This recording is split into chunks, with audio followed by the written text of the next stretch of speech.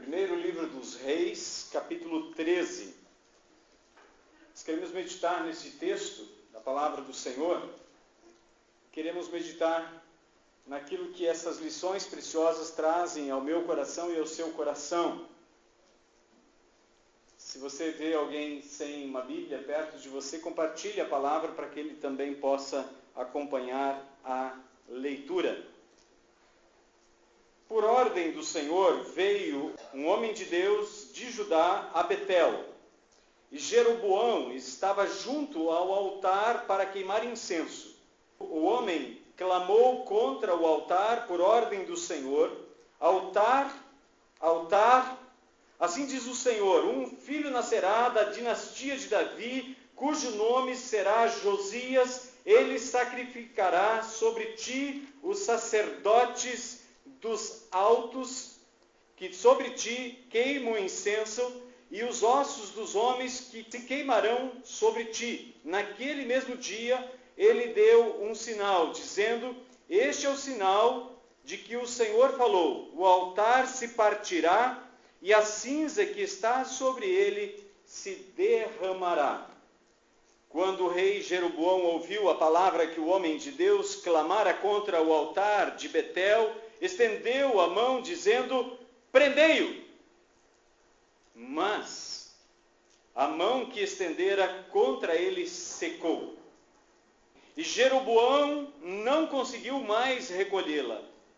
Então o altar se partiu, e a cinza se derramou do altar, conforme o sinal que o homem de Deus havia anunciado por ordem do Senhor.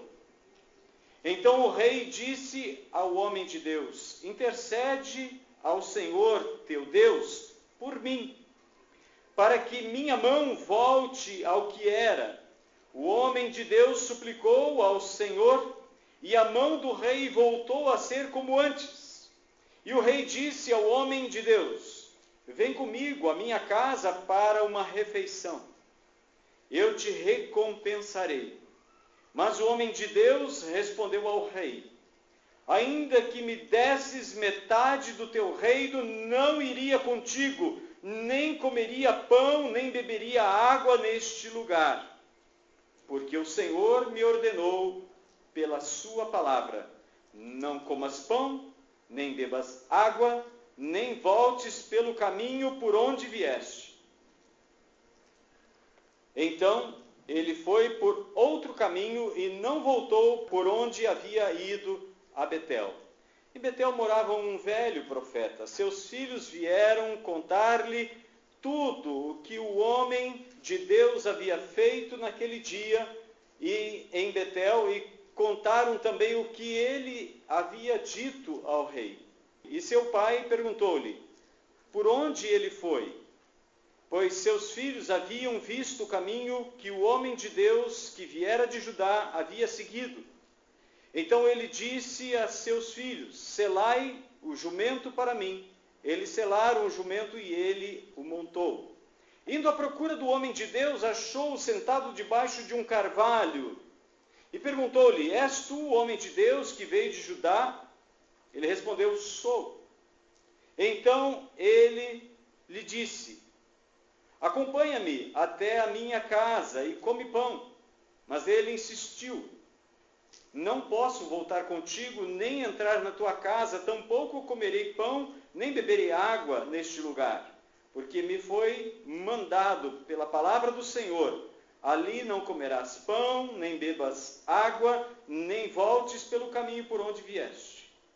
Mas o outro homem lhe respondeu: eu também sou profeta como tu, e um anjo me falou por ordem do Senhor: faze-o voltar contigo à tua casa, para que coma pão e beba água. Mas o velho profeta estava mentindo. Assim o homem voltou com ele, comeu pão em sua casa e bebeu água. Vamos orar ao Senhor. Querido Pai, nós oramos em nome de Jesus. Queremos entender a Tua palavra, Senhor. Queremos ir além da letra, além daquilo que nossos ouvidos e nossos olhos podem ver. Senhor, queremos tirar as lições preciosas que a Tua palavra nos foi dada, assim como a tua palavra mesmo nos diz que nenhuma profecia, nenhuma palavra foi registrada por acaso, mas com finalidade. Que esta finalidade se cumpra hoje no coração de cada um de nós, reunidos aqui para te adorar. Em nome de Jesus. Amém. Amém. Amados, o texto é grande. O contexto anterior, nós precisamos entendê-lo para que nós possamos ver e tirar lições preciosas deste texto. Na verdade, o reino a quem Jeroboão pertencia era o reino do filho de Davi, Salomão, que reinou por 40 anos. Se você voltar na sua Bíblia, 2 capítulos, no capítulo 11, você vai conhecer um pouco mais sobre a história de Jeroboão. Jeroboão era um alto funcionário do reino de Salomão. No versículo 26 diz assim: também Jeroboão, filho de Nabate, efrateu de Zeredá, servo de Salomão, rebelou-se contra o rei. Sua mãe se chamava Zerua e era viúva. Ele rebelou-se contra o rei porque Salomão havia edificado o Milo e fechado a brecha do muro da cidade de Davi, seu pai. Jeroboão era homem valente e capaz. Quando Salomão viu que esse jovem era bom trabalhador, encarregou de todo o trabalho forçado dos descendentes de José. E na sequência do texto nós vemos uma profecia. O profeta Aías encontra Jeroboão, que era temente a Deus, e diz para ele: 10 tribos das 12 tribos de Israel eu vou dar para você. 2 tribos ficarão com Judá. A tribo de Judá e a tribo de Benjamim, por amor a Davi, meu servo. Mas tem uma condição. Se você olhar no capítulo 11, verso de número 38. Se atentares para tudo o que eu te ordenar, andares nos meus caminhos e fizeres o que é reto aos meus olhos, guardando os meus estatutos e os meus mandamentos, como fez meu servo Davi, eu estarei contigo e estabelecerei para ti uma dinastia permanente e te darei Israel como fiz com Davi. Por isso, afligirei a descendência de Davi, mas não para sempre. Deus havia feito uma promessa através do profeta Aías a Jeroboão. Mas Salomão perseguiu a Jeroboão. Verso 40. Salomão procurou matar Jeroboão, mas este fugiu para o Egito, para Sisaque, rei do Egito, onde ficou até a morte de Salomão. Jeroboão, ao sair do seu país, da sua parentela, ele foi para um país estrangeiro e lá ele sofreu as influências religiosas daquele país. Se você voltar para o capítulo 12, você vai ver algumas coisas que Jeroboão fez depois que Roboão, o filho de Salomão, assumiu o trono. Roboão não ouviu o conselho daqueles homens experientes que foram conselheiros de Salomão. Mas ele preferiu dar ouvidos aos seus amigos, aqueles que cresceram junto com ele. Por isso eu gostaria de dar ou tirar daqui e desses fatos a primeira lição. Com quem você busca conselho? De quem você busca conselho para a sua vida, para o que você vai fazer? É fundamental que você se faça essa pergunta antes de prosseguir em seu empreendimento, na sua família, na sua vida. É importantíssimo você saber onde você busca conselho. Então, Jeroboão assumiu as 10 tribos de Israel. E o reino do norte, as 10 tribos, passou a ser chamado Reino de Israel. E as 2 tribos, Judá e Benjamim, passou a se chamar Reino de Judá.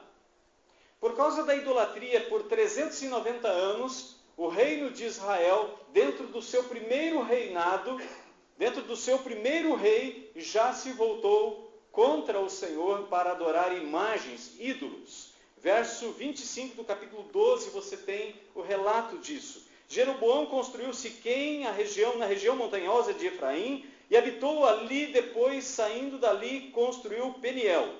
Jeroboão pensou consigo mesmo: agora o reino voltará para a dinastia de Davi. Se este povo subir para sacrificar no templo do Senhor em Jerusalém, o seu coração se tornará para o seu senhor Roboão, rei de Judá. Então eles me matarão e voltarão para Roboão, rei de Judá. Depois de ter recebido conselho, o rei fez 2 bezerros de ouro e disse ao povo: ó Israel, já chega de subirdes a Jerusalém. Aqui estão os teus deuses, que te tiraram da terra do Egito. Com quem você busca conselho? Se você tem medo, de quem você busca conselho? Se você tem dúvida, a quem você recorre para pedir conselho? Jeroboão fez uma loucura. E a Bíblia nos diz que este foi o pecado da família de Jeroboão. E por isso, as promessas que Deus havia feito através do profeta Aías não se cumpriram sobre a vida de Jeroboão. Aliás, a sua dinastia foi totalmente extinta. E então nós chegamos ao texto que nos serve de reflexão. No capítulo 13, então, em Betel, ele havia construído um altar e estava ali diante daquele altar para oferecer incenso. Na Bíblia, a palavra incenso, ela se refere à oração.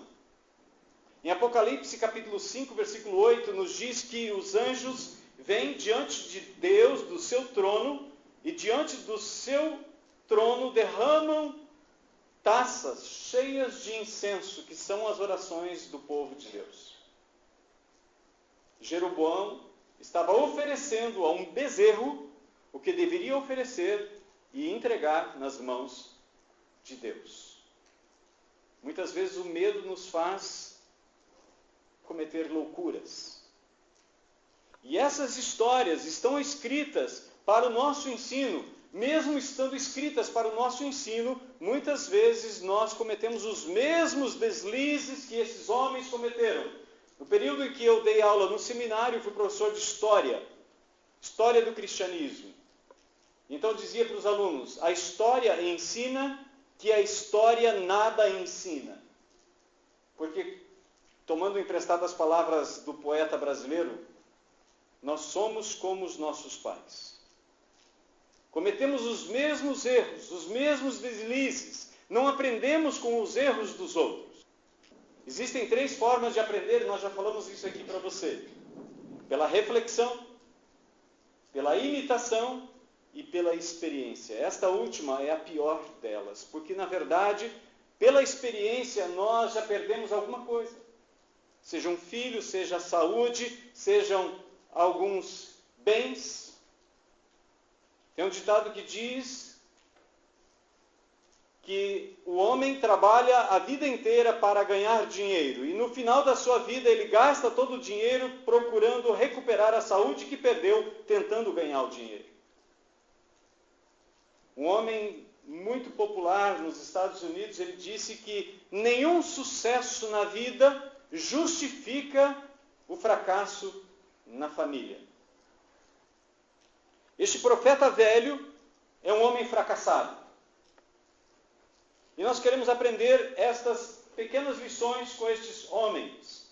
Primeiro, o contexto histórico, o reino de Salomão.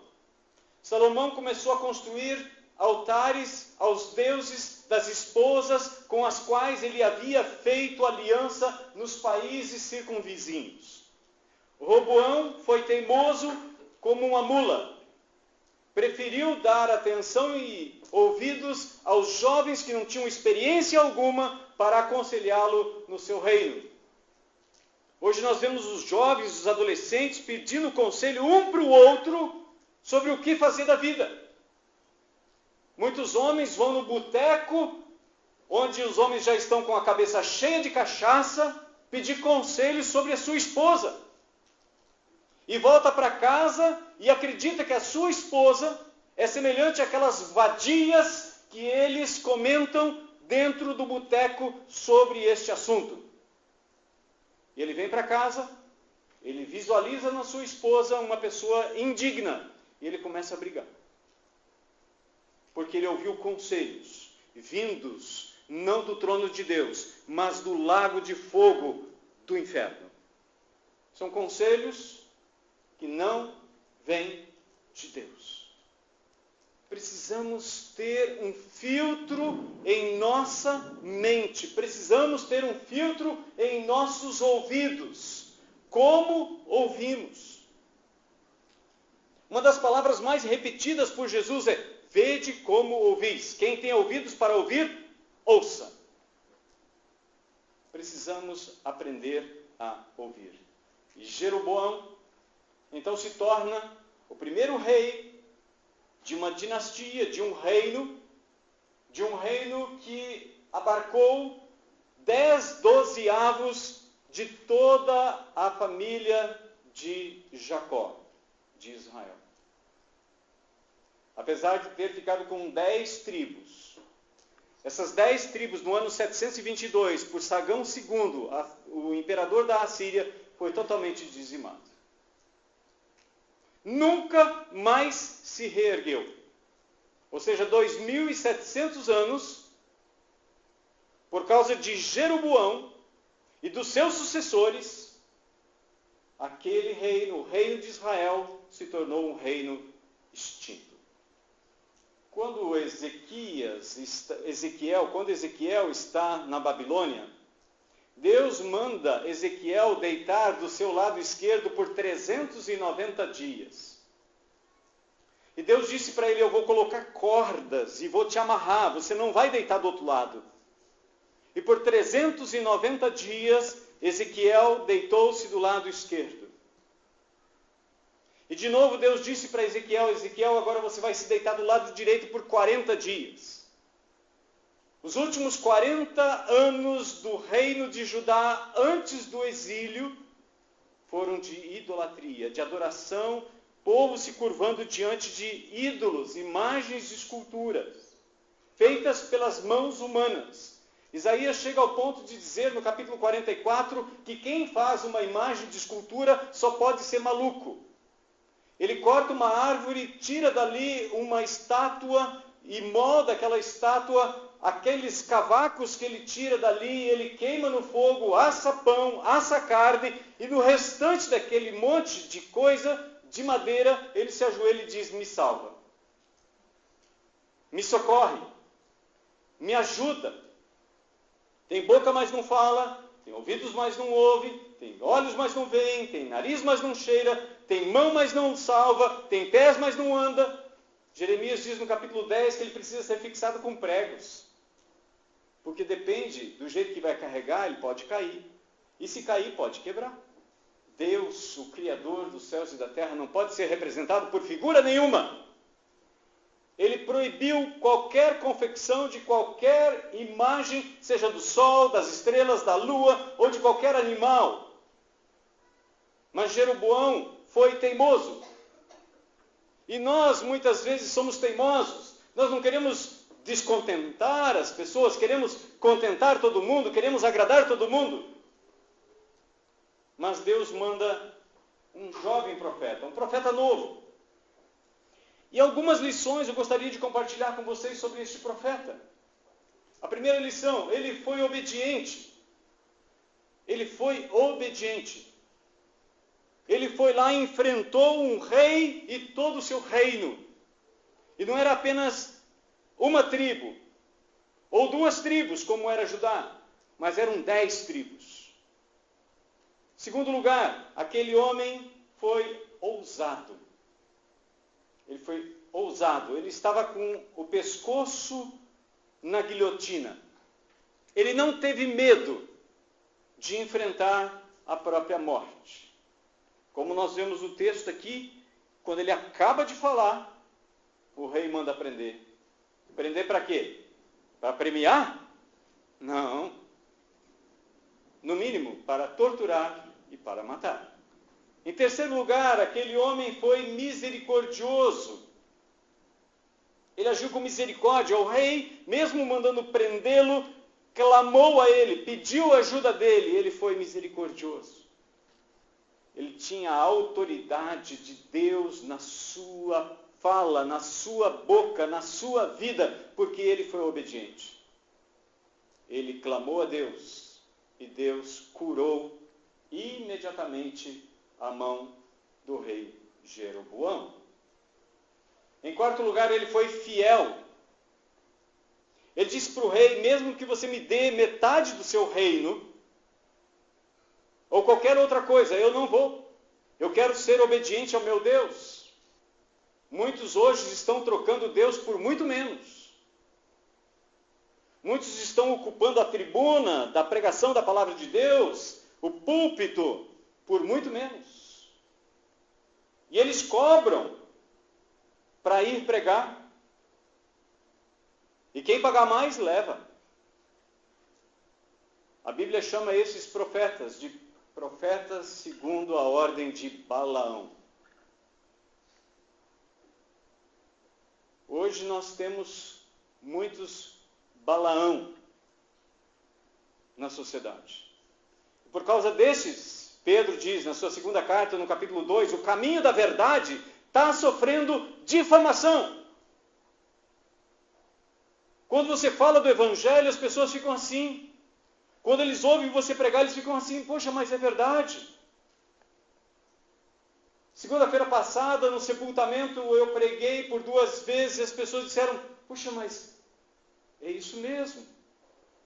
Anteontem à noite, ontem, alguém que está fazendo teologia em Tapejara chegou para mim e falou assim, tudo que você falou é verdade. Porque eles imaginam que a gente é um caça-níquel. Só falta ter banca com 21, sei lá como é que se joga, pôquer e tantas outras coisas.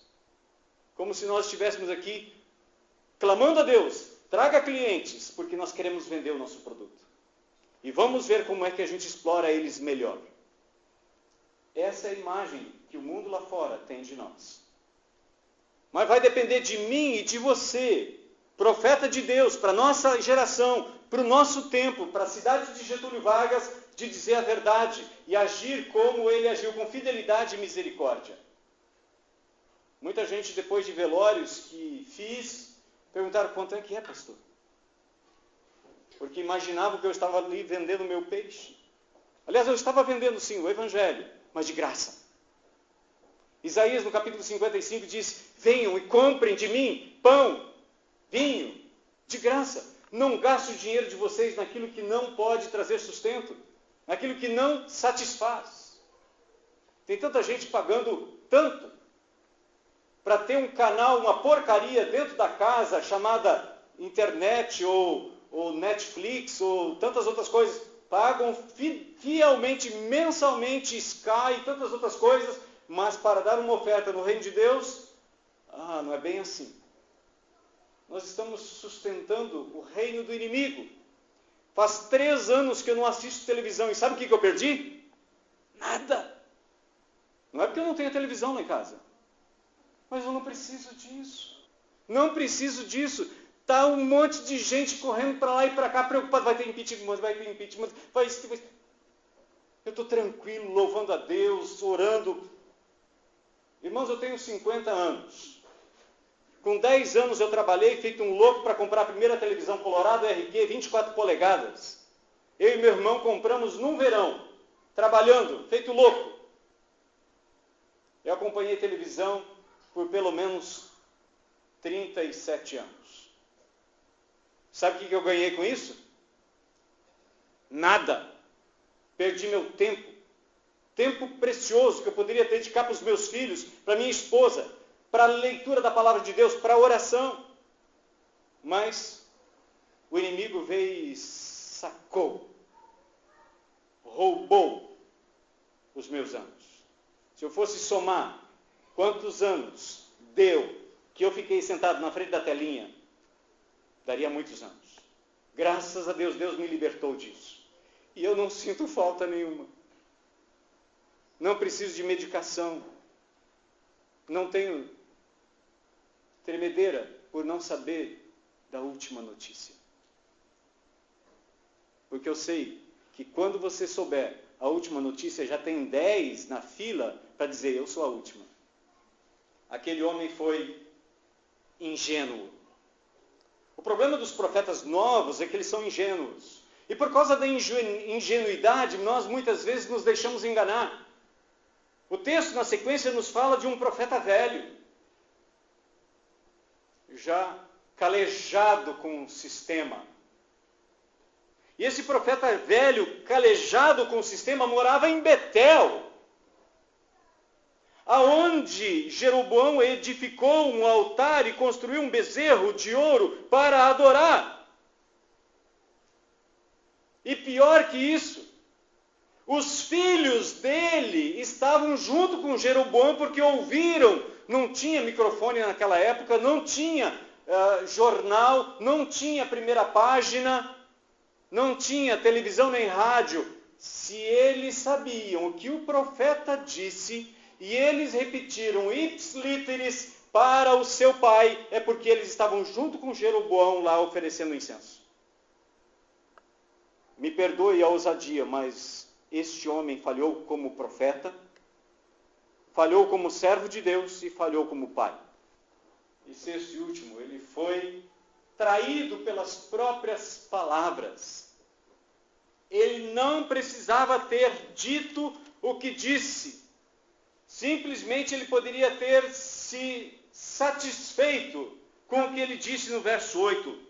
Mas o homem de Deus respondeu ao rei, ainda que me desses metade do teu reino, não iria contigo, nem comeria pão, nem beberia água neste lugar. Ponto. Mas aí a gente quer justificar o porquê que a gente faz isso.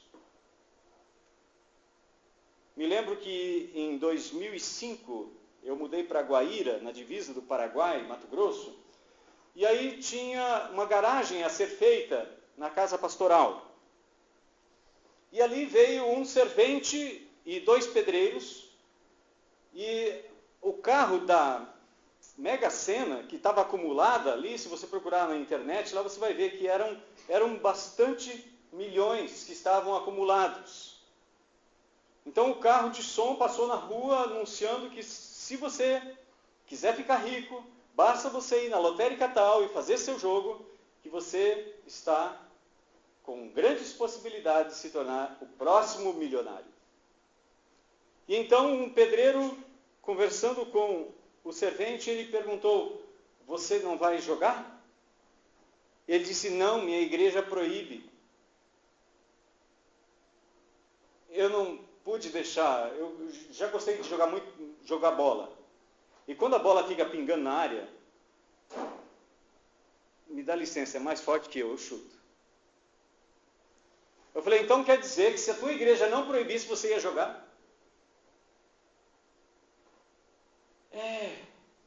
Pois é, né? Eu falei, pois a minha igreja não proíbe. Ele, não? Eu falei, não, eu não jogo porque eu não quero, porque eu tenho mais com Deus do que o homem pode oferecer.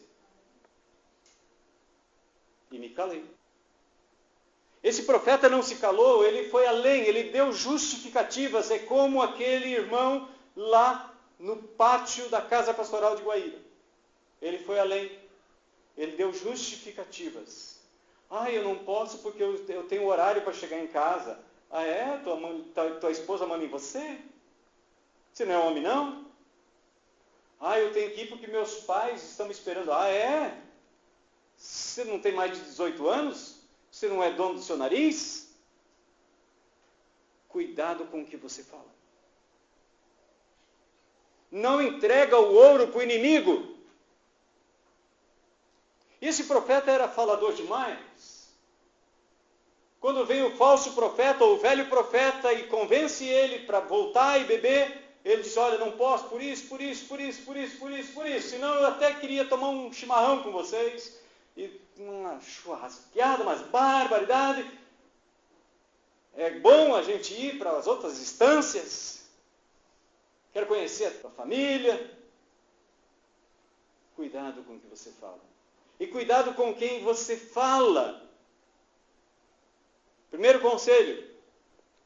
Cuidado para quem você pede conselho. Segundo, cuidado com o que você fala. Terceiro, cuidado para quem você fala. Cuidado. Profeta velho, calejado, matuto, ele foi omisso. Ele sabia qual era o dever dele, ele conhecia a palavra de Deus, sabia da lei de Deus que proibia confecção de qualquer tipo de imagem. Mas o salário é mais importante do que a verdade. Segundo lugar, ele foi negligente.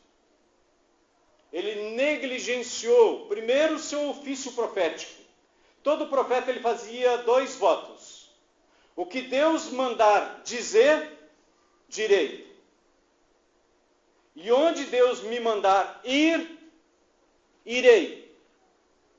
Vocês acham mesmo que na economia de Deus, Deus iria levantar um profeta de Judá, que acabou de se separar de Israel, das 2 tribos, que acabaram de se separar das 10 tribos, para ir falar para o rei que ele estava fazendo uma coisa errada?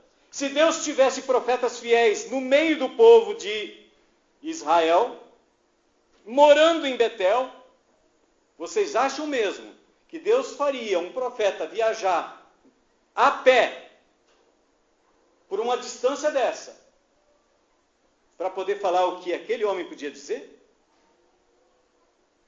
Ele foi negligente. Ele falhou. Ele foi astuto. Aliás, a astúcia é a marca registrada da serpente. Ela é astuciosa. Ela vai se esgueirando e vai procurando um método, um meio, uma forma, uma palavra onde pode dominar, controlar, inverter, perverter, iludir, hipnotizar a sua presa. Ele agiu na semelhança de Satanás. Aliás, Jesus enfrentou Satanás no deserto. E ele tentou convencer Jesus. Porque na Bíblia está escrito em Salmos 91, versículo 11 e 12: aos teus anjos dará ordem a teu respeito para que te sustentem, e você não vai tropeçar em nenhuma pedra. Está escrito ou não está? Está. Aquele velho profeta disse: olha, eu também sou profeta. E um anjo me mandou dizer. Cuidado, irmãos, quando anjos mandam dar algum recado. Eu costumo dizer que Deus, que é meu pai e é seu pai, ele não manda recado por outros. Ele fala contigo. Cuidado com recadinhos. Cuidado com recadinhos. Aquele profeta já tinha recebido a palavra de Deus, até do que ia acontecer com aquele altar, que iria se rachar, e toda a cinza dele iria se derramar, e assim se cumpriu. Por que ele teve que dar ouvidos à voz daquele velho profeta? Cuidado com os seus ouvidos. Cuidado. Abra o seu olho. Busque o Senhor. Ele está perto. Isaías diz: invoca o Senhor enquanto Ele está perto. Paulo diz em Atenas, no capítulo 11 de Atos: Deus não está longe de nós, está perto. Então invoca Ele, chama Ele, pede o conselho para Ele. Ouça o conselho dos céus. Busque nas Escrituras a palavra de Deus. O mesmo Espírito Santo que fortaleceu Jesus, de tal maneira que ele venceu todas as provações e tentações que o inimigo lançou contra ele, é o mesmo Espírito Santo que foi enviado para me guiar e te guiar. Então, ore ao Senhor. Paulo diz: em todo tempo orando no Espírito. Efésios capítulo 6, versículo 18. Judas, irmão de Jesus, diz no versículo 20: orem o tempo todo no Espírito Santo e fortaleçam a vossa fé santíssima. Aquele profeta velho foi desonesto. A desonestidade é uma marca registrada de hoje. As pessoas até dizem, isso é normal. Todo mundo faz. Aquele profeta foi desonesto. Ele foi boca do diabo para desviar aquele profeta de obedecer a Deus. Quinto lugar, ele foi egoísta. Aliás, se você olhar na sequência do texto, você vai ver o que acontece. Olhe no versículo 20. Nós terminamos lendo o versículo 19. No versículo 20 diz: quando estavam assentados à mesa, a palavra do Senhor veio ao profeta que havia feito voltar, e ele clamou ao homem de Deus que viera de Judá. Assim diz o Senhor, porque fostes rebelde à ordem do Senhor, e não guardaste o mandamento que o Senhor teu Deus te deu, mas voltaste, comeste pão e bebeste água no lugar em que te havia falado, não comas pão, não bebas água, o teu cadáver não entrará no sepulcro dos teus pais. Depois que ele comeu e bebeu, o profeta que o havia feito voltar selou o jumento para ele. Agora ele volta montado num jumento. Foge, quem sabe Deus não te acerta na esquina. Não importa a velocidade que você empreenda na sua corrida para fugir de Deus. O Salmo 139 nos diz que ainda que você fizesse sua cama lá na profundeza do abismo, Deus está lá. Ainda que você suba o pico do Monte Everest, mais de 8.000 metros de altitude, Deus está lá. Você não pode fugir de Deus. Aliás, muitos gostam daquele texto, se Deus é por nós, quem será contra nós? Mas se Deus é contra nós, quem é que vai ajudar a gente?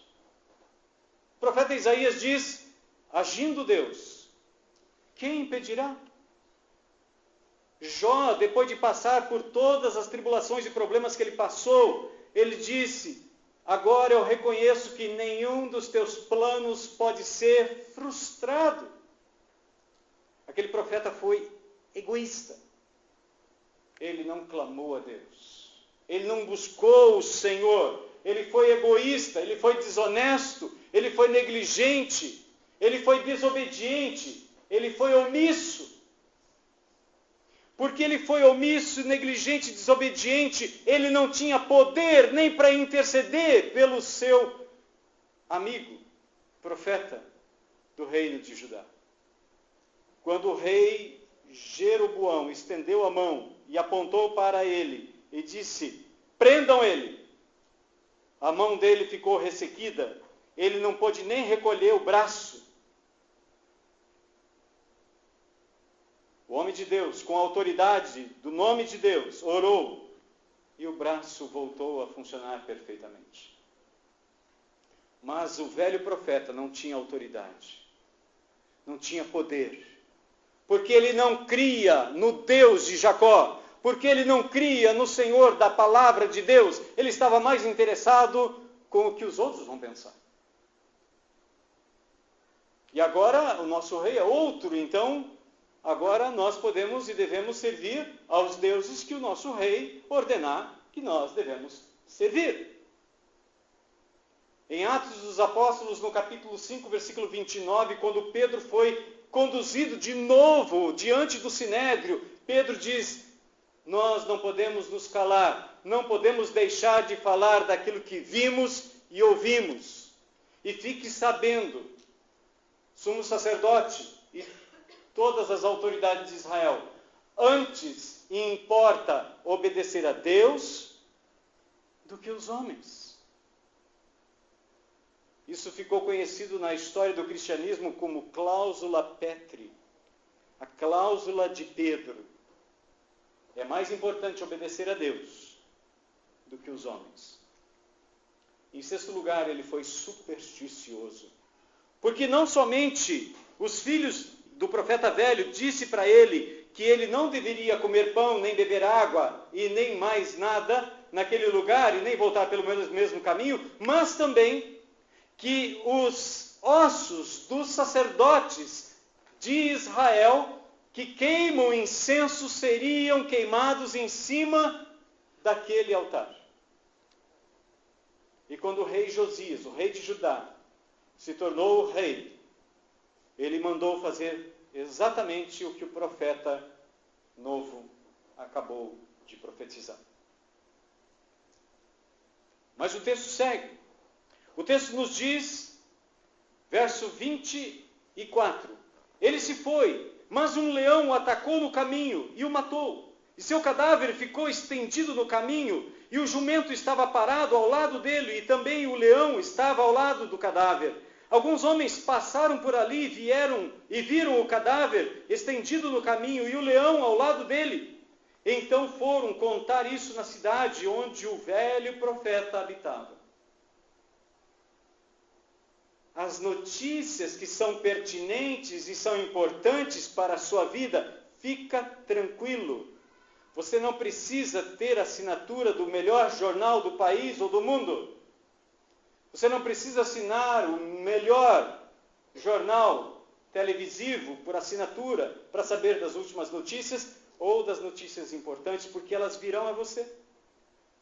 Confia. Você não confia em Deus? Ou confia no seu aparelho de comunicação? Por causa do aparelho de comunicação, tem muita gente perdendo sono, preocupado com seus investimentos. E tudo aquilo que ansiosamente ele se preocupou, nada aconteceu. Eu guardo uma frase que em 2006, quando fui capelão escolar da faculdade da Unipar, em Guaíra, eu li num livro. Não me lembro o autor da ideia, mas a ideia eu guardo comigo. E gostaria de compartilhar contigo.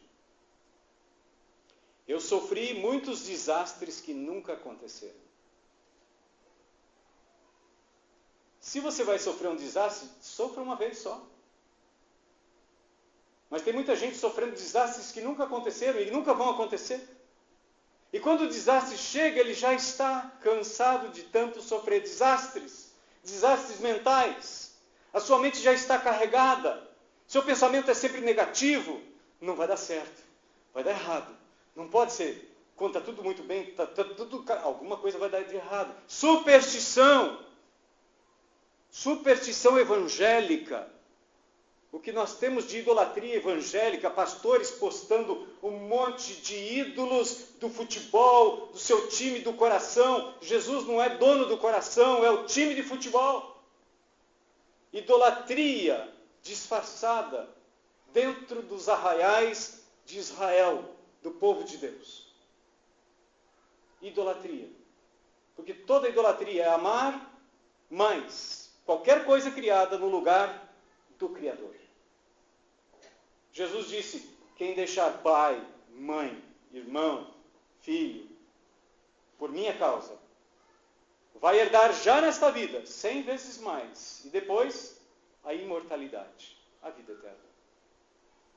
Mas nós estamos muito preocupados com o nosso bem-estar. Aliás, nós vivemos a época e a era do conforto. Tudo é facilitado. Microfone sem fio, auxílio para projetor, projeção dos textos, Bíblia no tablet, iPhone, iPad, e por aí vai. É tanta facilidade, são tantos acessos que nós temos, que nós estamos enfastiados. E por estarmos tão enfastiados de tantas coisas, nós não fazemos nenhuma. Comprar um instrumento musical não me torna músico. Comprar um carro não me faz um motorista. Ser membro de uma igreja não me torna cristão. Estar dentro do prédio da adoração, ouvindo a mensagem, os bancos estão, essa mesa está, e nenhum deles se converte. Não adianta. Onde está o seu coração? Deus está procurando adoradores, não adoração. Deus está procurando adoradores que elevam diante dele em espírito e humildade uma adoração sincera do seu coração, sabendo quem ele é. Não que Deus pode lhe premiar. Pedro estava preocupado com isso. Viu um jovem rico abandonando Jesus. E ele diz, nós deixamos tudo e agora? E a gente? A gente vai ficar de mãos abanando Jesus? Como é que é o nosso caso? Capítulo 19, versículo 28. Aí você vai para o capítulo 20, versículo 20. Jesus disse que para eles, os discípulos dele, que haviam abandonado tudo, eles se sentariam em 12 tronos em Israel, quando Jesus voltasse, e ele vai voltar para julgar as 12 tribos. Aí chega a mãe de João e Tiago, e já chega assim com pedidos já protocolado no gabinete celestial. Senhor, quando o Senhor sentar no seu reino, o Senhor guarda um lugar para o meu filho João e para o outro, Tiago, um do seu lado direito, outro do seu lado esquerdo? E Jesus diz para eles, vocês não sabem o que vocês estão pedindo? Você não sabe o que você está pedindo? Conselhos de Jesus. Deuteronômio 18, 15, Moisés profetiza, do meio dos teus irmãos, Deus vai levantar um profeta, semelhante a mim. Ele vocês precisam ouvir. Quando Pedro, Tiago e João sobem no Monte da Transfiguração, Moisés e Elias aparecem juntos com Jesus, transfigurado, glorioso. A glória era tanta que quase cegava os seus olhos. Então, uma voz do céu disse, este é o meu filho, a ele ouvi. Não é mais aos profetas, Elias, não é mais a lei, mas é meu filho que vocês têm que ouvir. Salmo capítulo 2, o Salmo 2 diz, beija o filho para que não se irrite. Você ama o Filho de Deus? Quem não honra o Filho e quem não obedece o Filho, não obedece a Deus. Não ama a Deus. É ao Filho que nós cultuamos, é ao Filho que nós devotamos a nossa vida, entregamos a nossa vida, é a Jesus. Jesus, o profeta. E ele diz algumas coisas interessantes em Mateus capítulo 10, quando ele manda os seus profetas, os seus discípulos. Ele disse, olha, façam assim, façam assado. Mas eu gostaria de destacar apenas uma palavra de Jesus, e você pode abrir ali em Mateus capítulo 10, por gentileza, versículos 16 a 23 apenas. Ele separa seus discípulos, dá autoridade a eles para curar, para libertar do poder de Satanás, ressuscitar mortos, e ele diz para eles, verso 16 do capítulo 10, eu vos envio como ovelhas no meio de lobos, portanto, sede astutos ou prudentes como as serpentes, e sem malícia, ou simples, conforme alguma tradução traz, simples como as pombas. Cuidado com os homens, pois eles vos entregarão aos tribunais e vos açoitarão nas suas sinagogas, e por minha causa sereis levados à presença dos governadores e reis, para que deis testemunho a eles e aos gentios. Mas, quando vos entregarem, não vos preocupeis com o que falareis, nem como falareis, pois naquela hora vos será dado o que dizer. Na mesma hora vai ser dado o que dizer. Porque não sois vós que falais, mas é o Espírito de vosso Pai é que fala por meio de vós. É o Espírito Santo que usa sua boca, se você é um profeta de Deus, se você se assemelha com esse profeta novo, é obediente, é fiel, é misericordioso, você olha para os pecados e as falhas do seu amigo, do seu vizinho, não para apontar o dedo para ele, mas para apontar para Cristo. Olha para Jesus, tem perdão, tem solução para o seu pecado. Você terá a autoridade de orar sobre a vida dele e declarar vitória, restauração à saúde, à vida daquela pessoa. Porque a autoridade não é sua, a autoridade é de Jesus. E ele disse, toda a autoridade me foi dada no céu e na terra. Ide, portanto. E quando nós vamos debaixo da autoridade de Jesus. Sermos embaixadores em nome de Jesus. Deus quer usar a sua vida com autoridade para proclamar libertação aos cativos, para colocar em liberdade os presos. Então clame ao Senhor. Busque o conselho do Senhor. Jesus venceu Satanás. Aquele profeta velho, cheio de manha, foi boca de Satanás na vida daquele jovem profeta que perdeu a sua vida por causa da desobediência, por ter dado ouvido aos conselhos e às palavras daquele velho profeta. Qualquer pessoa que venha e diga para você, não é bem assim. Cada um interpreta a Bíblia como quer. A Bíblia é um papel. E papel aceita qualquer coisa. Qualquer pessoa que colocar em dúvida a sua fé e o seu Deus, cuidado. Abra seu olho. É mensageiro de Satanás. Não é para você pular na cara dele nem no pescoço. Mas é para você ser prudente, como Jesus aconselha. Seja prudente. Responda com a palavra de Deus. A Bíblia é papel, e papel aceita qualquer coisa? Como é que é o seu nome? Quem é o seu pai? Está no papel. Por que você não rasga a sua identidade e a sua certidão de casamento ou de nascimento? É papel. Por que você não rasga os seus cheques gordos que você está indo descontar no banco? É papel. Quem é o seu Deus? Responda com a palavra de Deus. Encha-se da palavra de Deus. Jesus só usou a Bíblia para responder todos os questionamentos e todas as tentações que Satanás lançou contra ele.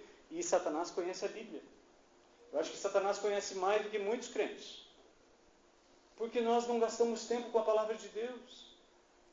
Gente, você não precisa nem ser alfabetizado para você conhecer a palavra de Deus. Tem a Bíblia em áudio. É só ouvir a palavra de Deus. É só você se apropriar da palavra de Deus. Aliás, pessoas que não têm a cultura da leitura são pessoas que dão mais testemunho de fé do que muitos doutores. Porque se sabe, né? Eu já tenho mestrado, doutorado, pós-graduação, então não é bem assim, para você me convencer dessa fé infantil. Fé infantil? Jesus disse para os seus discípulos, se vocês não se tornarem que nem criança, de maneira nenhuma vocês vão entrar no reino dos céus. E a gente já quer entrar por cima. Outro dia chegou um rapaz aqui, ele falou assim, eu quero falar com o chefe, com o presidente da igreja, eu não quero falar com qualquer um. Eu falei, é? Porque lá na minha religião, lá eu era isso, eu era aquilo outro. Eu falei, vai para lá, criatura. Vai para lá, ali em Erechim tem, vai para lá. Aqui, se você quiser, você vai ter que sentar no banco, ler a palavra de Deus e ser como todos nós somos. Ninguém aqui é maior do que ninguém. Ninguém aqui tem as marcas nas mãos e nos pés dos cravos da cruz. Ninguém aqui tem as marcas das cicatrizes da coroa de espinho que foi colocada sobre a cabeça. Ninguém aqui ficou 3 dias e 3 noites sepultado para depois ressuscitar. Todos aqui somos do mesmo nível. Vai para lá. Nunca mais pisou aqui. Precisamos ter a sabedoria que Jesus manda a gente ter. Mas ser simples. Se você quiser, o caminho é o mesmo. Só tem um caminho que conduz ao Pai. Jesus. Entregue-se a Ele. Abandone todos os seus cargos, toda a sua pompa. Humilhe-se diante do Senhor e Ele vai te salvar. Isso vale para todos nós. Muitos de nós imaginam que pelo fato de termos canudos somos melhores ou melhores preparados para isso ou para aquilo. Conheço muitos pastores que falam problema, melhor, e tem poder e autoridade, ao passo que tem muitos doutores, letrados, cabeça inchada de tanto saber, mas que não tem nenhuma autoridade, não tem nenhum poder. São iguais ao profeta velho que morava em Betel. Precisamos ser simples, como o profeta novo, mas não podemos ser ingênuos. Então, abandone a ingenuidade. Amém? Quero colocar uma música, e essa música, ela, na verdade, fala sobre a oração. Quanto mais você orar, mais a autoridade de Deus vai ser derramada na sua vida. Quanto mais tempo você passar com Deus, mais autoridade você vai ter. Mesmo na antiga aliança, Moisés, quando ele entrava na tenda do encontro e saía de lá, o seu rosto resplandecia. Por causa da autoridade que Deus havia estado com ele.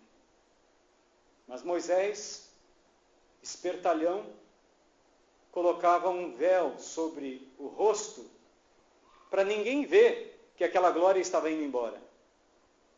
Só que Paulo diz em 2 Coríntios, no capítulo 3, e eu convido você a ver a esperteza de Moisés.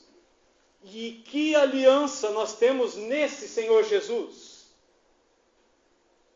É uma aliança superior, é uma autoridade superior. E nós não agimos como Moisés, fingindo ou cobrindo o rosto. Pelo contrário, cada vez mais que você vencer o pecado, cada vez mais que você estiver diante do Senhor, você tem que mostrar a cara. Sabe para quê? Para que Cristo resplandeça através da sua vida. As pessoas olhem para você e elas identifiquem um cristão, um seguidor do Senhor Jesus, um pequeno Cristo. 2 Coríntios, no capítulo 3, versículo 12 em diante, ele diz que nós não somos como Moisés. Tendo, pois, tal esperança, valemo-nos de muita confiança no falar. E não somos como Moisés, que colocava um véu sobre o seu rosto, para que os israelitas não fixassem os olhos no restante da glória que se dissipava. Mas a mente deles tornou-se insensível, pois até o dia de hoje, quando ouvem a leitura da antiga aliança, o mesmo véu permanece e não lhes é retirado, pois somente em Cristo ele é removido. Sim, até hoje, sempre que Moisés é lido, há um véu sobre o coração deles. Contudo, quando um deles se converte ao Senhor, o véu é retirado.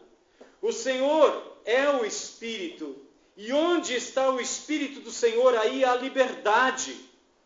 Mas todos nós, com o rosto descoberto, refletindo como um espelho a glória do Senhor, somos transformados de glória em glória na mesma imagem que vem do Espírito do Senhor.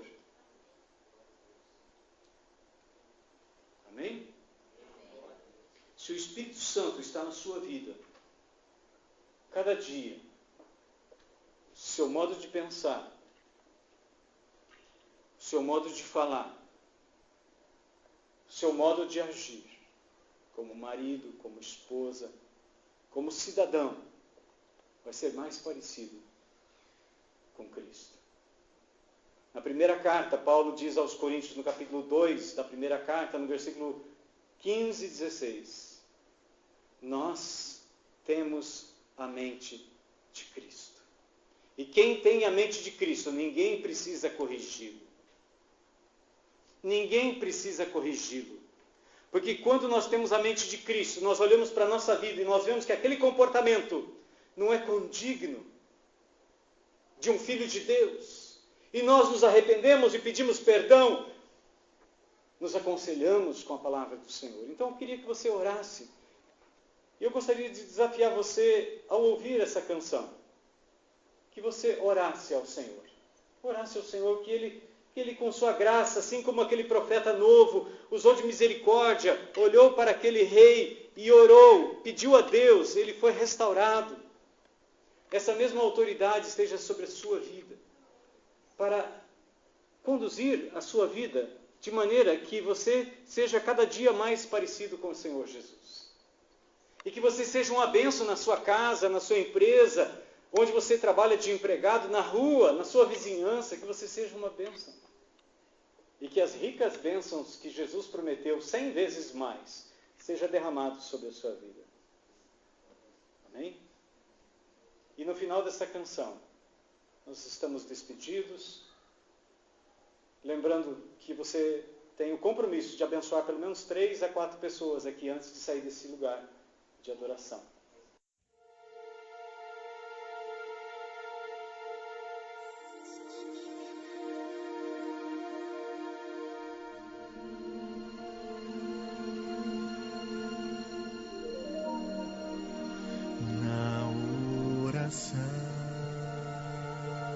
Encontro calma na oração,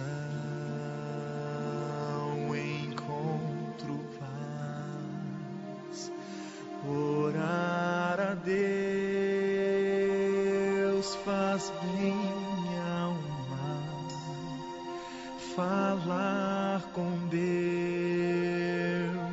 me satisfaz.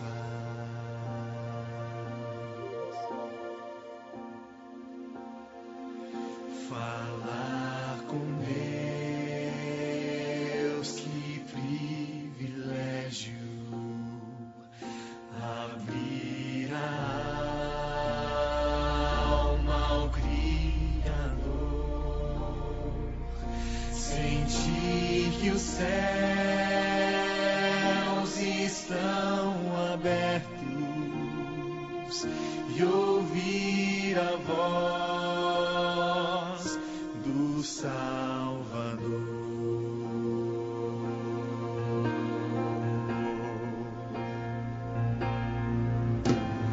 Grande é o nosso Deus e as obras que Ele faz, o seu amor não tem limites, em seu perdão encontro paz.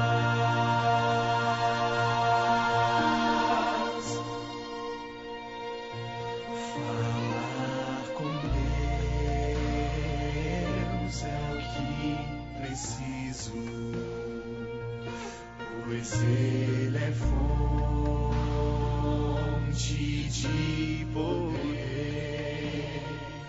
Só nele a vida faz sentido, pois me dá forças